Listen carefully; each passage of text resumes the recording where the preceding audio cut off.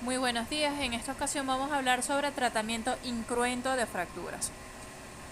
En cuanto al contenido, hablaremos sobre tratamiento incruento de fracturas y principios básicos, breve historia sobre el tratamiento de estas fracturas, selección de fracturas para el tratamiento no quirúrgico y aceptabilidad de la reducción, opciones en el tratamiento no quirúrgico de las fracturas, fracturas de extremidades superiores e inferiores tratadas no quirúrgicamente sin reducción por manipulación, reducción por manipulación y por último, reducción cerrada de las fracturas del miembro inferior.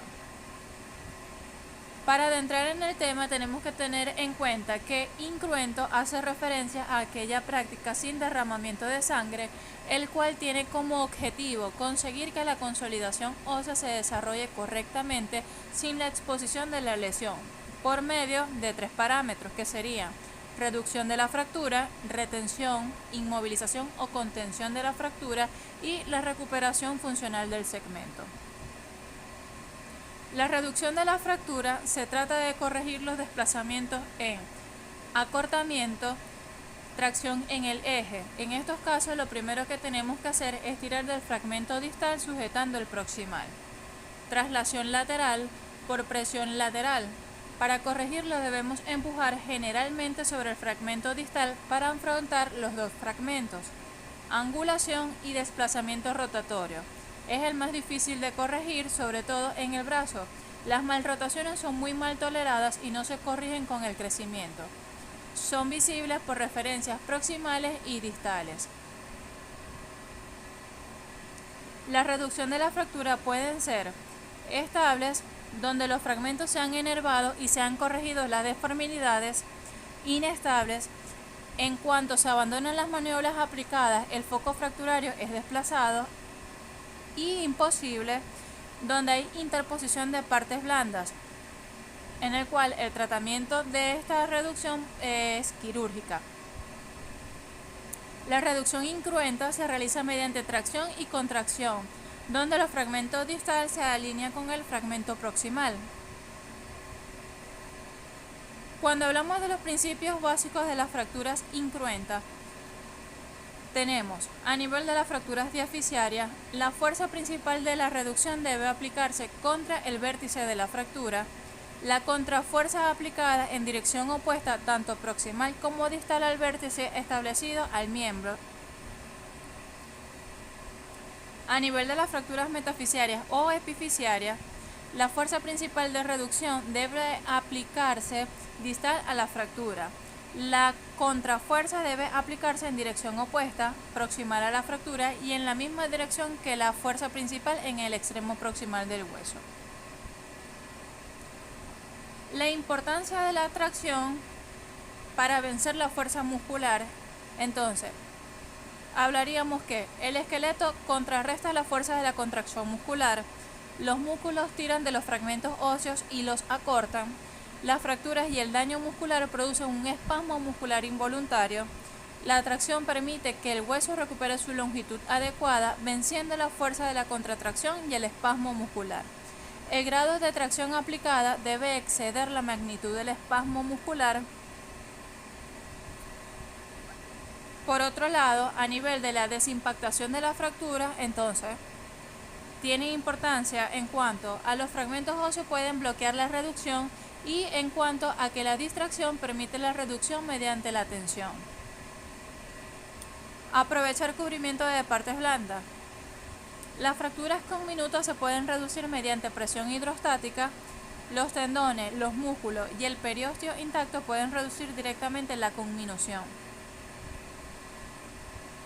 La inmovilización es un tratamiento ortopédico en la cual tiene como objetivo inmovilización en la cual esta se puede realizar a través de inmovilización con vendaje blando, yeso circular que inmoviliza la diáfisis fracturada y las dos articulaciones vecinas y tracción cutánea. Con el transcurrir del tiempo podríamos mencionar que en el año 3000 a.C., Imhotep, posible autor egipcio del papiro de Edwin Smith, quien describe la reducción de fracturas y la inmovilización con férulas de maderas y vendajes. En el año 400 a.C., Hipócrates, ícono médico griego que describió las ayudas mecánicas para reducir fracturas y dislocaciones, así como innovadoras técnicas de vendaje. En el año 160 después de Cristo, Galeno, médico y anatomista romano, que describió una amplia variedad de vendajes, entre ellos una espica. En 1540, Pare, cirujano militar francés e innovador insuperado, que describió el diagnóstico diferencial y el tratamiento de fracturas y dislocaciones de cadera junto con muchos otros trabajos clásicos.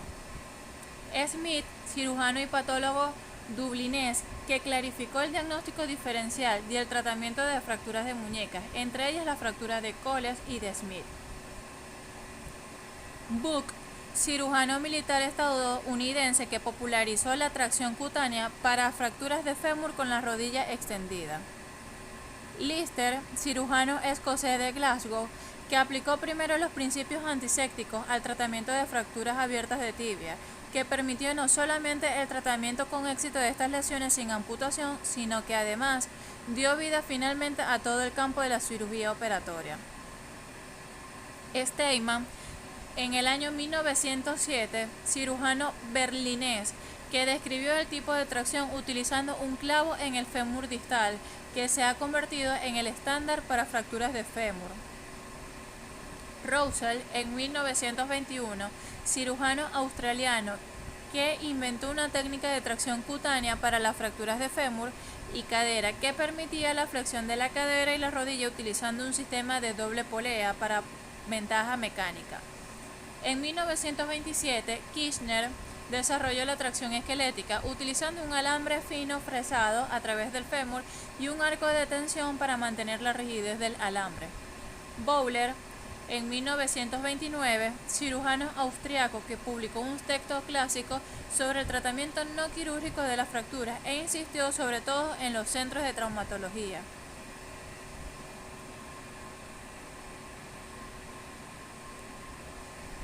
Sarmiento, en 1967, cirujano ortopédico de Miami, que aplicó los principios de la prótesis y órtosis para desarrollar muchos sistemas innovadores de aplicación de férulas de fractura para las extremidades inferiores y superiores. Perry, en 1956, cirujano del Rancho Los Amigos, quien introdujo el halo para la tracción esquelética y la fijación de fracturas y dislocaciones espinales.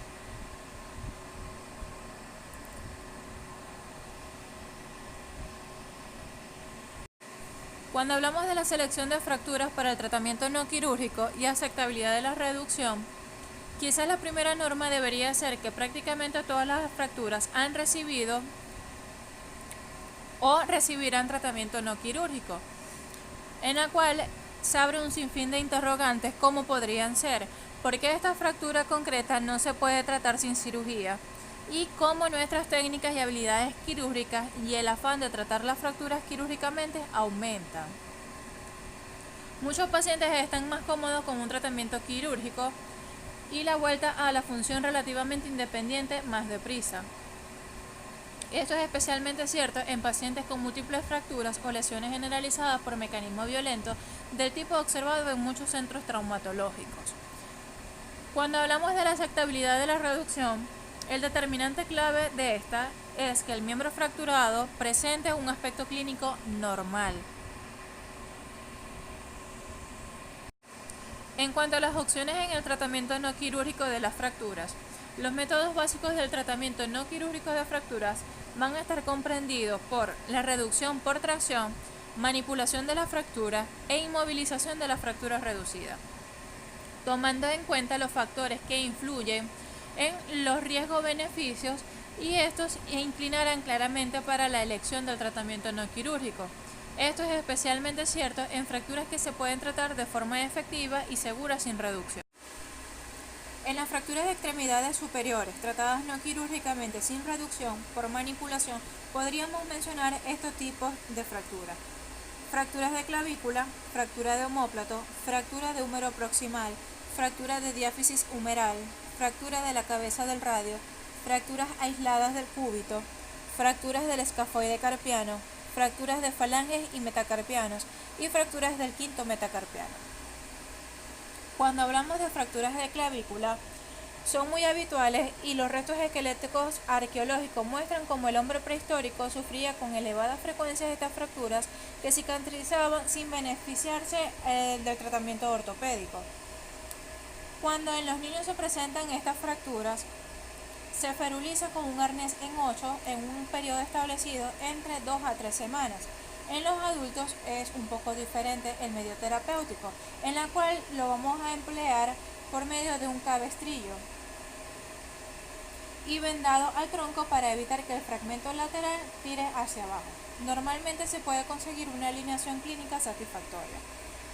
Las fracturas de omóplatos normalmente son el resultado de una lesión directa en la cara posterior del hombro, asociada a lesiones como fracturas de arcos costales, contusiones pulmonares, neumotórax o hemineumotórax.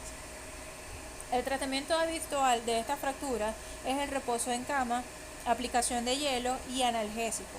Cuando el paciente termina la etapa de reposo, el miembro se apoya sobre un cabestrillo y se venda a través del vendaje de Bell-Paut, con el brazo firmemente contra el tórax.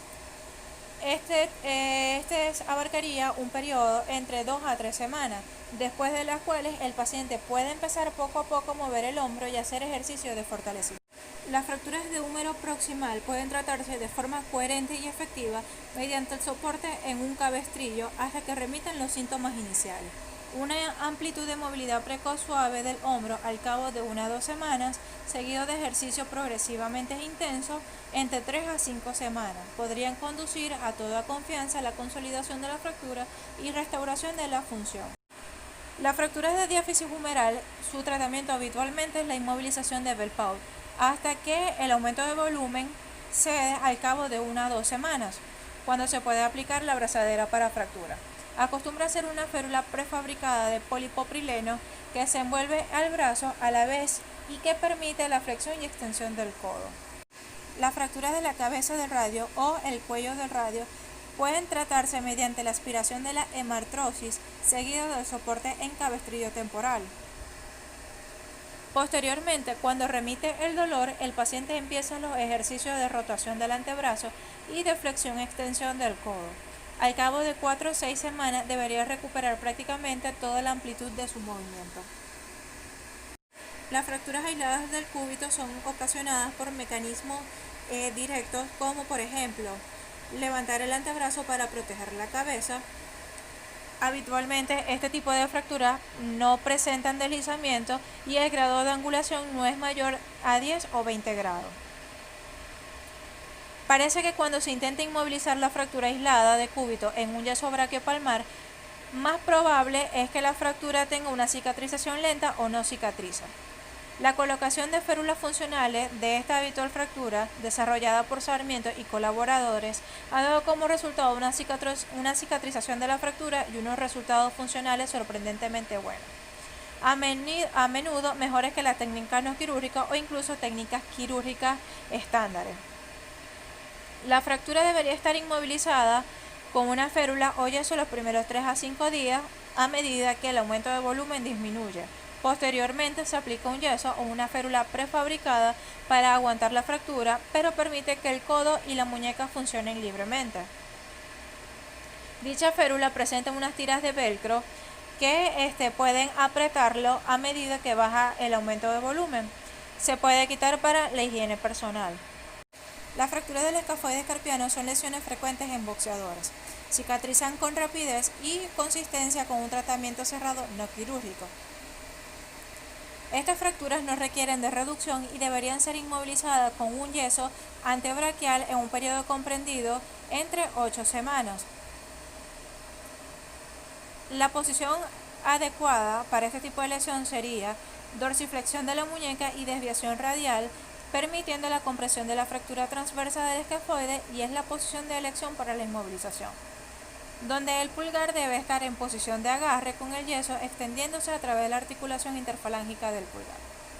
Si posterior a estas 8 semanas al momento de retirarlo el paciente sigue sintomático, se reaplica la inmovilización durante un tiempo comprendido entre 4 a 6 semanas. Si después de este tiempo persiste la sintomatología del paciente, se recomienda un tratamiento quirúrgico por medio de fijación interna e injerto óseo.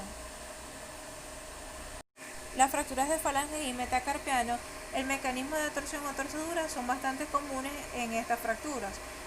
Dicha deformación se puede corregir no mediante reducción por manipulación, sino manteniendo la alineación de la articulación a través del movimiento funcional.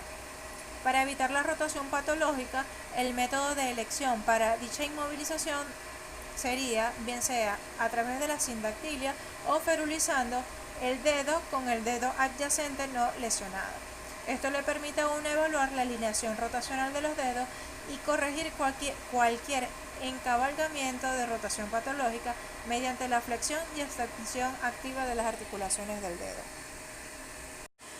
En las fracturas del quinto metacarpiano se recomienda ferulizar la mano en una posición funcional durante 10 días, en la cual consiste en una máxima flexión de la articulación metacarpofalángica y una ligera flexión de las articulaciones interfalángicas para mantener la cápsula del extensor y la cápsula de estas articulaciones bajo máxima tensión, aceptándose una angulación de hasta 40 grados siempre que no haya una excesiva rotación. Normalmente los pacientes están totalmente recuperados al final de 4 semanas y pueden volver a las actividades laborales y de ocio por completo. Al volver al trabajo puede que algunos pacientes carezcan de dicha extensión, pero habitualmente estas deficiencias desaparecen rápidamente. Las fracturas de extremidades inferiores tratadas no quirúrgicamente sin reducción por manipulación, como lo sería en el caso de fracturas del pie, la mayoría de las fracturas del empeine, especialmente las fracturas de falange y metatarsiano, pueden ser tratadas con un vendaje de compresión con la cara posterior, bota de yeso corta, con taco o abrazadera. Las zonas normalmente afectadas en este tipo de fracturas son las 2 o 1. Estas fracturas son estables y normalmente pueden tratarse sintomáticamente. Inicialmente, el tratamiento es con una bota de yeso corta con taco, aunque muchos pacientes, especialmente con fractura en la zona 1, están más cómodos con un vendaje elástico y una férula metatarsiana funcional. Esta férula fue desarrollada por Raibel y Coldix y consiste en un material plástico moldeable de 3 milímetros de grosor que se aplica directamente sobre los metatarsianos. Dicha férula presenta una abertura en la cara medial y una forma curvada moldeada alrededor del quinto metatarsiano para evitar el movimiento de los metatarsianos mientras aguanta la fuerza de la deambulación. Cuando hay afectación de la zona 3, tienden a ser fracturas por sobrecarga en sujetos jóvenes que practican atletismo. Con un descubrimiento precoz, las fracturas por sobrecarga del quinto metatarsiano se pueden tratar no quirúrgicamente mediante la modificación de la actividad y con el uso de la férula metatarsiana. Las fracturas de calcáneo, su mecanismo de lesión habitualmente son caídas de altura, ocasionando lesiones tanto extraarticulares como intraarticulares. Estas lesiones extraarticulares pueden ser tratadas sintomáticamente. Y si el paciente es mínimamente asintomático, el pie se trata primero mediante una técnica RICE seguida de una movilización precoz. Se puede considerar la inmovilización con yeso, pero esto nos llevaría a una fuente de discapacidad funcional a largo plazo. Muchas fracturas intraarticulares de calcáneo también pueden recibir tratamiento no quirúrgico utilizando métodos de inmovilización precoz. La técnica de no reducción con movilización precoz simplemente consiste en elevar el pie lesionado durante 2 o 3 días con un vendaje de compresión y aplicar frío constantemente. Al tercer día, el paciente debería empezar a ejercitar los dedos de los pies, las articulaciones del tarso y el tobillo de forma sistemática cada hora dentro de los límites del dolor. Después de 3 o 4 días, el paciente puede levantarse con muletas, advirtiéndole que no puede apoyar la región afectada. Al cabo de una semana se les recomienda rayos X para determinar si las fracturas se han mantenido en una posición aceptable. Si se hacen evidente el ensanchamiento o la deformidad del talón, debería considerarse la reducción cerrada mediante una técnica de Omoto. Las fracturas de maleole externo, la secuencia de lesión del tobillo supinado rotado externamente, tal como lo describe Hansen, empieza habitualmente con un desgarro del ligamento tibio peroneo, seguido de una fractura a varios niveles del maleolo externo o peroneo. A menudo el ligamento tibio peroneo anterior se estira pero permanece intacto. La fractura del malleolo externo se produce luego a nivel de la articulación del tobillo. Este tipo de fractura es bastante estable siempre y cuando no avance la lesión más allá hasta implicar el ligamento tibio peroneo posterior o el malleolo interno. Pueden ser tratadas este tipo de lesión por medio de una bote de yeso corta con taco o con una férula neumática. Debería permanecer protegida durante un periodo de 1 a 2 semanas con carga parcial del peso seguida de carga completa del peso en el yeso o férula neumática. Normalmente es posible andar sin soporte externo al cabo de 3 a 6 semanas. Las fracturas de la diáfisis peronea son fracturas aisladas del peroné sin afectación tibial, en la cual estas pueden ser tratadas sintomáticamente y podrían requerir de una bota de yeso corta con taco durante 4 semanas, después de las cuales normalmente es posible el soporte completo del peso. Tenemos que diferenciar las fracturas de la diáfisis peronea con las fracturas de Pankovic, porque las fracturas de Pankovic, a pesar de que son lesiones a nivel del peroné, estas se ocasionan por torsión, por un mecanismo de torsión del tobillo a nivel del tercio superior del hueso. Igualmente pueden ser tratadas con una inmovilización durante el mismo periodo y después de 3 a 5 semanas, si el paciente persiste sintomático, en los estadios más avanzados se requiere una reparación de los ligamentos del tobillo. Las fracturas de meseta tibial habitualmente se da en pacientes mayores y se pueden tratar con apoyo en muleta o a veces en abrazadera y con el uso de métodos de alivio del dolor local hasta que remitan los síntomas. Los tratamientos quirúrgicos agresivos pueden empeorar o perjudicar considerablemente las fracturas de la meseta tibial, como muchas fracturas periarticulares. Fracturas por sobrecarga y otras fracturas tibiales no desplazadas. Las fracturas tibiales no desplazadas no requieren reducción y generalmente se pueden tratar mediante férulas funcionales o un yeso para soporte de peso. El tratamiento de las fracturas tibiales por sobrecarga ha sido problemático porque la mayoría se dan en sujetos jóvenes activos como reclutas militares y atletas, el cual la sintomatología se basa en la presencia del dolor y el aumento de volumen típicamente localizado en medio de la tibia, entre 6 a 12 semanas después de empezar el atletismo intenso o marcha forzada. El diagnóstico se lleva a cabo en este estadio mediante una gammagrafía ósea o probablemente mediante una resonancia magnética del hueso. El tratamiento principal es evitar la carga repetitiva continuada del hueso sobrecargado por el atletismo o la marcha. Habitualmente, esto requiere modificar la actividad y descansar evitando correr. Las fracturas intertrocantéricas y del cuello femoral en pacientes jóvenes pueden ser tratadas mediante un breve periodo de reposo en cama de 1 a 2 días, alivio sintomático del dolor y soporte parcial del peso con muletas. La mayoría de los pacientes pueden volver al trabajo en un lapso de 2 a 3 semanas. En cambio, la fijación operatoria puede retardar el retorno a la carga completa de peso y al trabajo para los pacientes más jóvenes. Sin embargo, en pacientes seniles ha sido un tema de discusión y se ha defendido como una alternativa razonable al tratamiento operatorio, frecuentemente propenso a complicarse.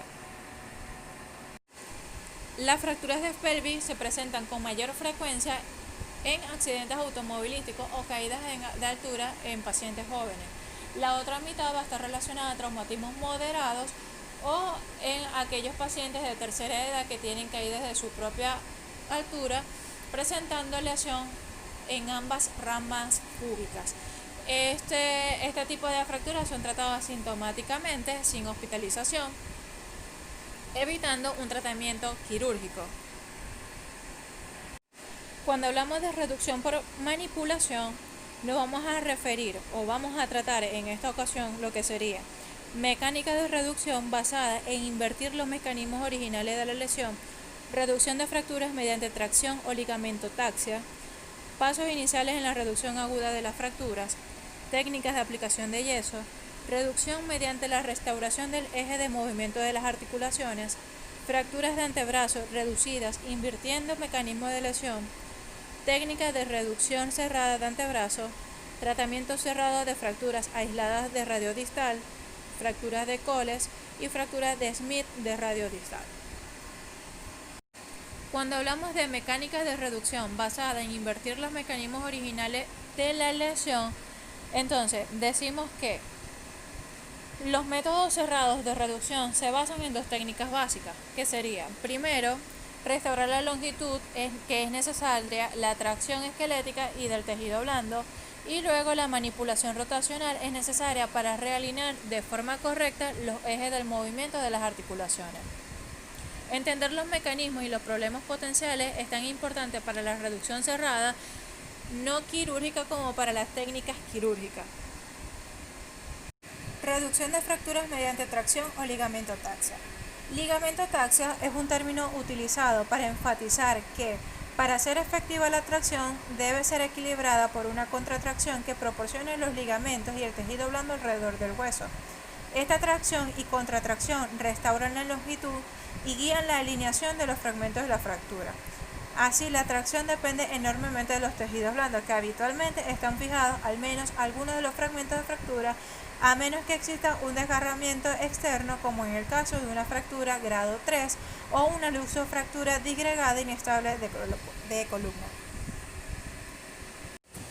En cuanto a los pasos iniciales en la reducción aguda de fracturas, tenemos que tomar en cuenta que la aplicación directa de tracción se encuentra entre los primeros pasos esenciales para reducir una extremidad fracturada deformada, pudiéndose realizar una tracción cutánea o una tracción esquelética.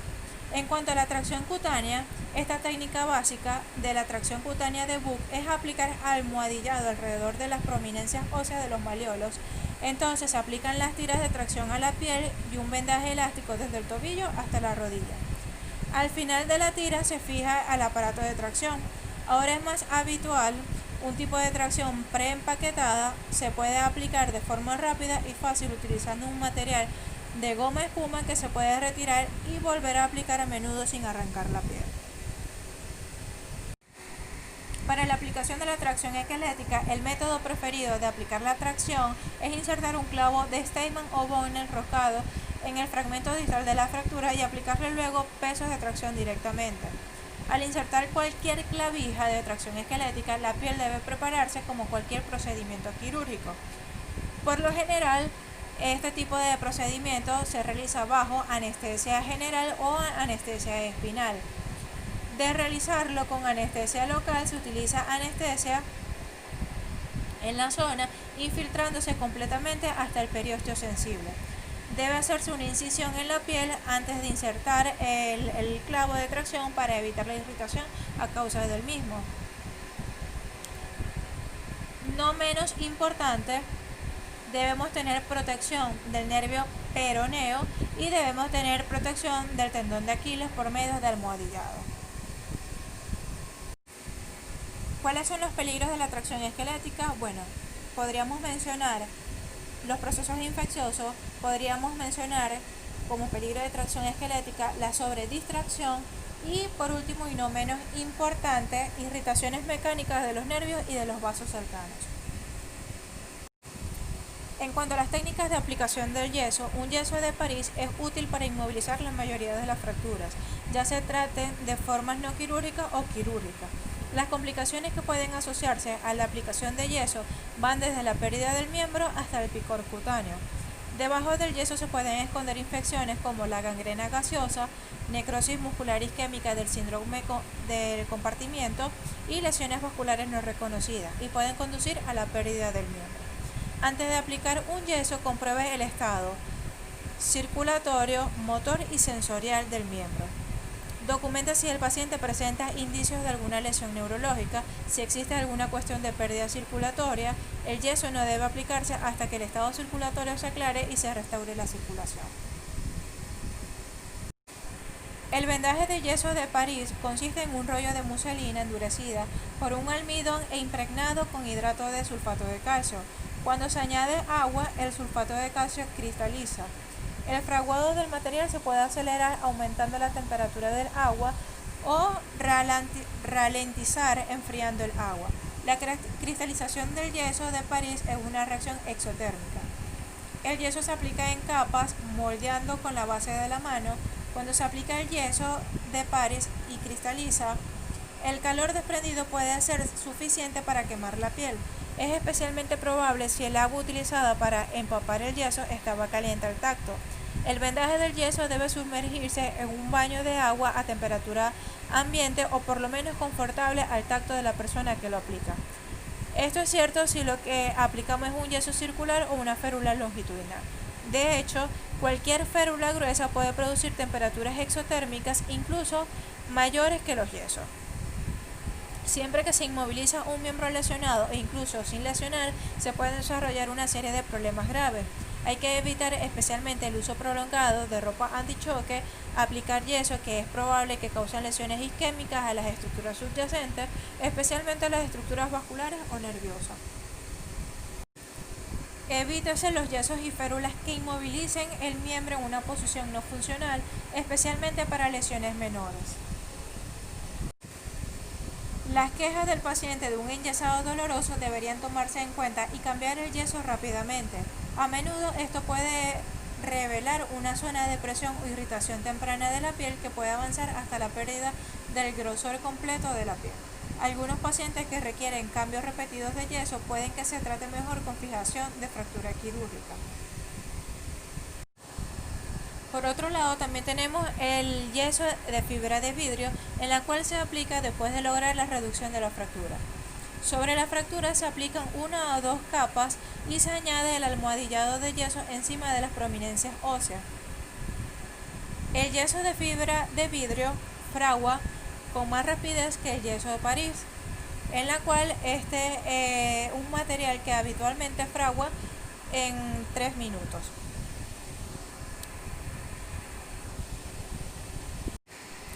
La retirada del yeso requiere un acero de tipo oscilante que genere menos cantidad de polvo y con partículas más gruesas que el polvo que genera las retiradas de los vendajes de yeso de París. Este polvo normalmente se compone de fibras de vidrio incrustadas en poliuretano curado con una cantidad menor de polvo de fibra de vidrio. No se consideran que sean partículas de tamaño respirable y entren dentro de los límites permisibles de exposición ocupacional para polvos molestos. La sierra del yeso debe utilizarse con cuidado para evitar laceraciones de la piel bajo el yeso. El almohadillado subyacente del yeso se corta hasta la piel utilizando tijeras de vendaje, mientras que un separador de yeso abre los bordes del yeso. La reducción mediante la restauración del eje de movimiento de las articulaciones se producen por mecanismos directos o indirectos. Los ejemplos de mecanismos indirectos comprenden el paciente que cae sobre la mano extendida y se fractura el hombro o el esquiador que gira la pierna fijada en la nieve y se fractura la tibia. Los mecanismos directos está el motorista que sufre una fractura de tibia abierta con minuta con un golpe directo a la pierna a altas velocidades. Las técnicas de reducción deberían invertir los mecanismos que producen la deformidad original más que acentuarlo. Fracturas de antebrazos reducidas, invirtiendo el mecanismo de lesión, son el resultado de una rotura en compresión o tensión o ambas. La rotura por compresión produce la característica fractura del toro del radio distal del niño o la fractura impactada de coles en el adulto mayor.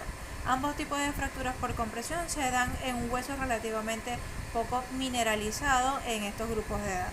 La carga de torsión indirecta es también una causa frecuente de fractura del antebrazo, como las fracturas en tallo verde en niños y las fracturas desplazadas de la diáfisis radial en adultos. Para reducir esta fractura, habría que invertir el mecanismo de torsión. Esto no se hace ni en hiperextensión ni en hiperflexión, sino invirtiendo el antebrazo supinado o pronado. Así, la fractura con angulación palmar habitualmente se corrige mediante la pronación. La fractura con angulación dorsal se corrige con la supinación. Tratamiento cerrado de fracturas aisladas de radio distal. Habitualmente estas fracturas son estables y se pueden tratar de forma efectiva mediante métodos cerrados. Inicialmente se podrían tratar con inmovilización braquiopalmar en rotación neutra durante 2 o 3 semanas. Esto mantiene el espacio interóseo y permite que la fractura empiece su cicatrización con una limitación mínima de pronación o supinación. Después del periodo inicial de inmovilización, la fractura se mantiene en una férula para fractura que debe permitir al paciente empezar cierta función de la muñeca y la mano. El tiempo habitual de cicatrización de la fractura aislada de radio distal sin lesión de la articulación radiocubital es entre 10 a 12 semanas. La fractura de Coles es típica del patrón de fractura del hueso osteoporótico en mujeres posmenopáusicas. Es probable que el mismo mecanismo de hiperextensión que causa la fractura de Coles en la mujer mayor produzca una fractura del escafoide carpiano en el hombre joven. El método para reducir la fractura de Coles es invertir el mecanismo original de la lesión, normalmente hiperextensión y supinación de la muñeca. Después de lograr la anestesia adecuada, un auxiliar aguanta el codo y aplica contratracción, mientras el cirujano, aguantando la mano lesionada como un apretón de manos, aplica tracción y también presión directa con el pulgar y la mano sobre el fragmento distal. Con la mano opuesta, el cirujano supina y aguanta el antebrazo. Aumentar la angulación dorsal mientras se mantiene en la posición supinada desimpacta los fragmentos de la fractura. Después de la desimpactación, se logra la reducción mediante la pronación del antebrazo y la muñeca. Luego la muñeca se dirige hacia desviación cubital y ligera flexión. Como una complicación habitual de la fractura de Coles, tendríamos el aumento de volumen de la muñeca, que es mejor evitar la aplicación inmediata de un yeso hasta que remita la hinchazón. Dicha técnica no está libre de complicaciones y hay que monitorizar atentamente al paciente en busca de problemas como la neuropatía mediana, recurrencia de la deformidad, rigidez de la mano y los problemas de dolor mediados simpáticamente.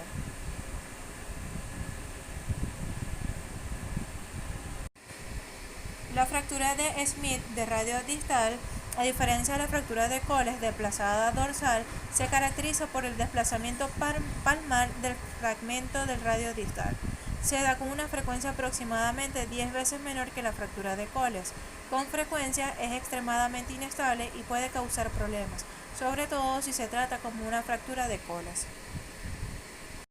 Con lo anteriormente descrito podemos observar en la parte superior la tracción cutánea, parte inferior las tracciones esqueléticas, cierre oscilante para el retiro del yeso en conjunto con la tijera de vendaje. Complicaciones frecuentes con el uso de yeso como flictenas, úlceras por presión y síndrome compartimental, yeso paris en la parte superior y yeso de fibra de vidrio en la parte inferior.